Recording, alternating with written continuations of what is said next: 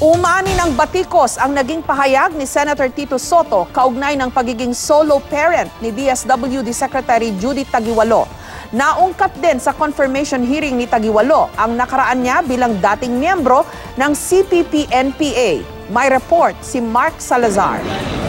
Suportado raw ni Senador Ping Lacson ang appointment ni DSWD Secretary Judith Taguiwalo. Dating pulis si Lacson, si Taguiwalo dating miyembro ng CPP-NPA. Sa Commission on Appointments kanina, sinariwa pa rin ni Lacson ang sugat ng kanilang nakaraan. Eksaktong 3 dekada ngayon, May 3, 1987, pinatay daw ng mga NPA ang kaibigan at kaklase ni Lacson sa PMA na si Lieutenant Colonel Benjamin Casabar. Their only mistake was that they were in military uniform. They were not combatants, but they were shot and killed by NPAs. Are you still a member of the CPP, NDF, ma'am? No, sir. Hindi na. Hindi na. Anyway, on leave or hindi na?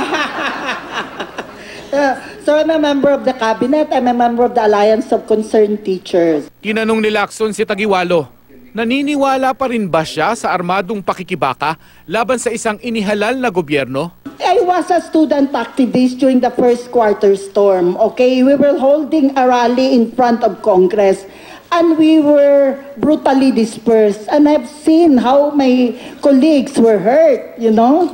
So I renounced that kind of violence against helpless people. Si Senador Tito Soto nagtanong tungkol sa mga programa ng DSWD kaugnay sa giyera kontra droga sa pag-usad ng mga drug rehabilitation center sa bansa. Hanggang sa natanong si Taguiwalo tungkol sa kanyang personal na buhay. Just on the lighter side, Senator Drilon and I were looking at the personal information about you. And you have 2 children, daughters ba or sons? 2 daughters. But you're single. Okay, my life has never been a normal one. Remember, I graduated from UP in 1970. I did organizing work from 1972 up to the 1986. He has been alive underground or in prison. So, well, my story would be different from the stories of those who have gone through, you know, UP, a corporation, etc. In the street language, when you have children and you are single, ang tawag dun na ano lang. Thank you. You have my 100% support, Madam Secretary. Okay. Senator Soto, I teach women's studies. So we respect all kinds of families and that includes solo parents. Thank you. Umani ng batikos sa social media ang pahayag na ito ni Soto.